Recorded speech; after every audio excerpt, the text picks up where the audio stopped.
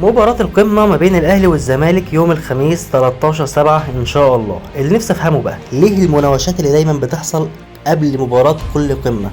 كابتن خالد الغندور يطلع يقول الظلم اللي بيحصل في التحكيم واحنا عايزين حكام أجانب والحاجات دي كلها. أنا نفسي أعرف بس يا كابتن خالد، أنت في مواجهاتك للأهلي بحكام أجانب أو حتى بحكام مصريين فزت عليهم كام مرة؟ عرفني بس دي. لكن احنا متعودين دايما على المناوشات دي. المستشار مرتضى منصور بقى وتصريحه الغريب جدا ان احنا لو كسبنا في يوشر الماتش الجاي هنبقوا مركز ثالث، وبالتالي احنا لازم نعمل زي اهلي السنه اللي فاتت ونشارك في افريقيا. عيب جدا لما راجل قانون كبير زي حضرتك ويطلع منه تصريح زي ده. طب الاهلي السنه اللي فاتت لعب في افريقيا عشان خاطر يتاخد التصنيف الاول اللي هو كان الاهلي الاهلي 2 والزمالك 1. طب السنه دي اتاخد برضه التصنيف الاول اللي هو انت كده كده كنت مركز ثالث فيه او مركز رابع فيه.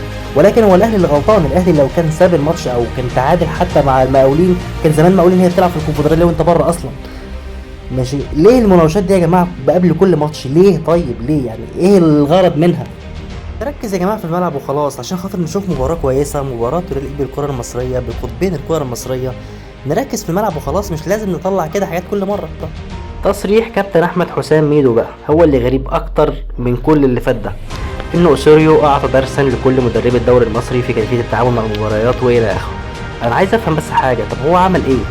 ايه اللي هو عمله؟ فاز على المقاولين 6-1. طب المقاولين اصلا كده كده هي في مستوى متراجع بقاله فتره طويله، يعني المقاولين اصلا تقريبا ما فازش من زمان، ولو كان المقاولين في حالته كان زمان المقاولين دلوقتي هو المركز ثالث او رابع.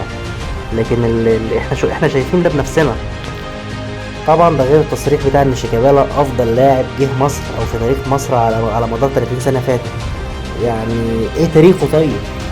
احنا بقى لما نسمع الكلام ده.